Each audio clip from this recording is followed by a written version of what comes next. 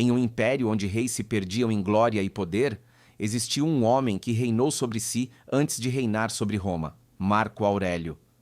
O imperador que governou o maior império da Terra e, ao mesmo tempo, o mais difícil de todos, a própria mente.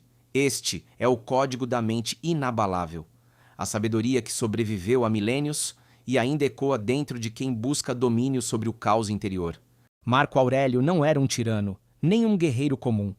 Era um filósofo vestido de armadura, um homem que escrevia sobre dor enquanto o mundo o chamava de divino. Enquanto os generais buscavam vitórias, ele buscava compreensão. Escrevia em seu diário, meditações. Você tem poder sobre sua mente, não sobre os eventos externos. Ele não escrevia para o público, escrevia para se lembrar de quem era. Um ser humano, falível, mortal, transitório. Marco sabia que a raiva é um veneno que queima antes de atingir o inimigo. Sabia que o medo é o eco daquilo que ainda não aconteceu. Para o estoico, dominar as emoções não é ser frio, é ser livre. Se algo externo te perturba, não é o evento que te fere, mas o teu julgamento sobre ele. Essa é a essência do estoicismo, o controle do que depende de ti e aceitação do que não depende. A guerra mais difícil não acontece no campo de batalha, acontece dentro da mente. Marco Aurélio compreendeu isso cedo. Ele percebeu que o homem que vence o próprio impulso é mais poderoso do que aquele que conquista 1000 exércitos. Quando a raiva se aproximava, ele não reagia, escrevia.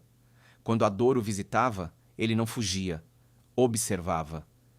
E quando o medo o tocava, ele o olhava nos olhos até que ele se dissolvesse.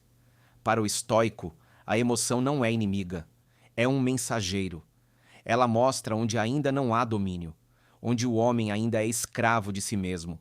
Se algo externo te perturba, não é o evento que te fere, mas o teu julgamento sobre ele. Assim dizia ele. O mundo é neutro. O que o torna pesado é o significado que damos a ele. A dor só se transforma em sofrimento quando é interpretada como injustiça, mas quando é vista como lição, ela se torna sagrada. A sabedoria de Marco Aurélio não era negar as emoções, mas transformá-las em combustível. A raiva virava foco, o medo, prudência, a tristeza, compaixão e a dúvida, sabedoria. Ele entendia que o controle das emoções não é rigidez, é liberdade. O homem que não se abala deixa o mundo inteiro em desespero, porque nada pode ser usado contra ele. Hoje, somos escravos de telas, de opiniões e de impulsos. E cada notificação desperta uma nova emoção. Vivemos reagindo a tudo, mas pensando sobre quase nada. O código do domínio emocional começa com o silêncio, com a arte de não responder imediatamente, de respirar antes de agir, de observar antes de sentir. Entre o estímulo e a resposta há um espaço, e é nesse espaço que vive a liberdade. Quem domina esse intervalo, domina o mundo. O tempo é o verdadeiro imperador. Nem reis, nem filósofos, nem guerreiros escapam do seu domínio. Marco Aurélio via o tempo como um rio que jamais deixa de correr, e o homem como alguém que tenta segurar a água com as mãos. Ele sabia que cada instante é uma dádiva disfarçada de rotina, e que a pressa é a maior forma de ingratidão diante da vida. Tudo o que ouvimos é uma opinião, não um fato. Tudo o que vemos é uma perspectiva, não a verdade. Essa consciência o libertou da urgência e da vaidade. O tempo não o assustava, o alimentava. A cada nascer do sol, ele lembrava: o presente é tudo o que existe. O passado é cinza, o futuro, vento. Somente o agora é real. Enquanto os outros contavam os dias, ele fazia com que cada dia contasse. Ele observava as estátuas se desgastando, os rostos dos soldados envelhecendo, e via nisso não a tragédia do fim, mas a beleza do ciclo. O tempo não rouba, ele transforma. Tudo o que ele toca, lapida. Tudo o que ele leva, purifica. A consciência da morte não o tornava sombrio, mas o tornava desperto. A morte, para Marco, era o lembrete de viver com verdade. Ele dizia: não é a morte que o homem deve temer, mas o fato de nunca ter começado a viver. Hoje nos perdemos em segundos, esquecendo que o tempo é a moeda mais cara do universo.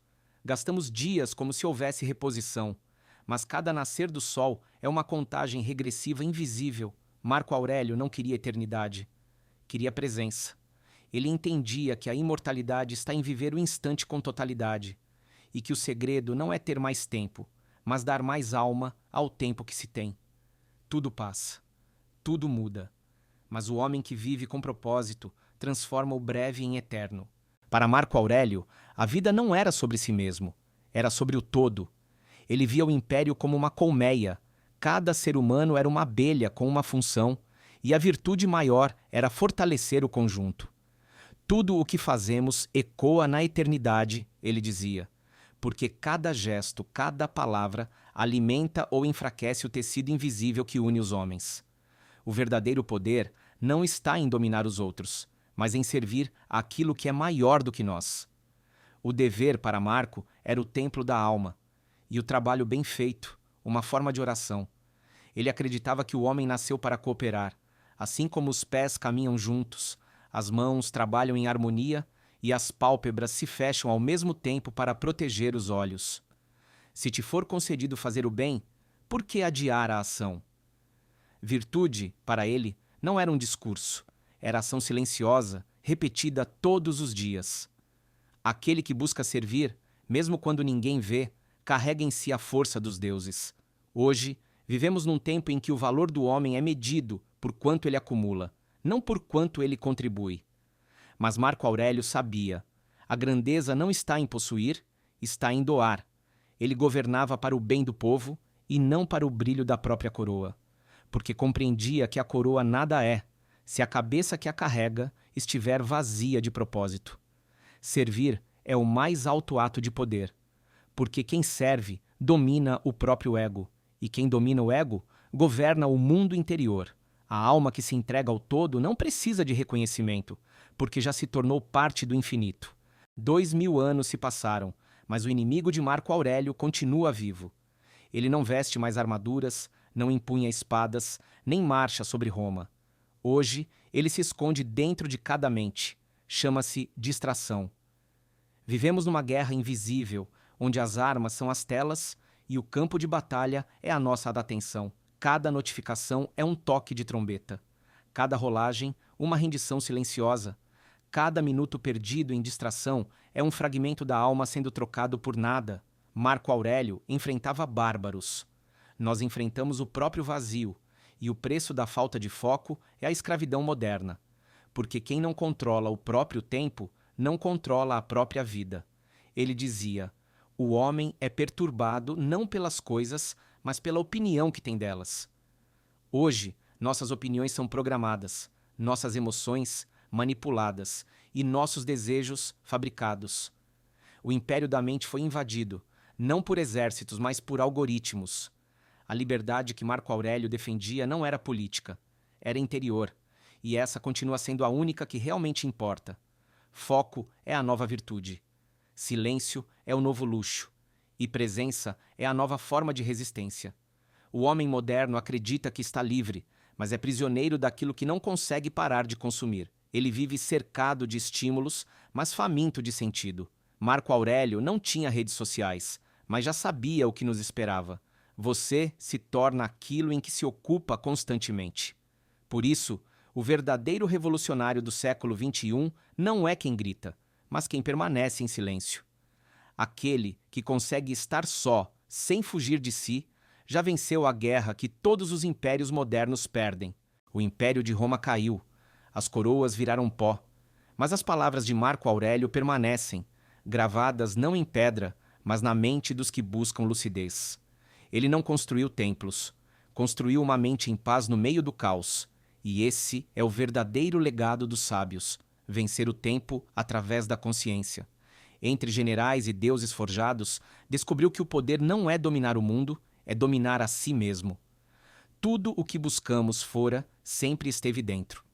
O ouro do espírito é invisível, não reluz sob o sol, mas brilha quando o homem fecha os olhos e enxerga o próprio infinito. A mente inabalável não é fria, é serena.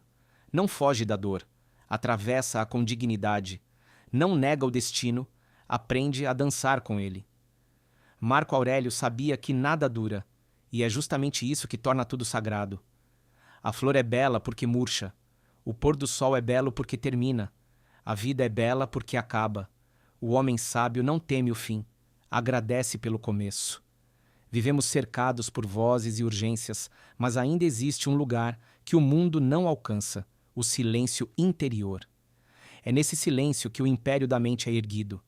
É ali que o homem comum morre e o homem consciente nasce.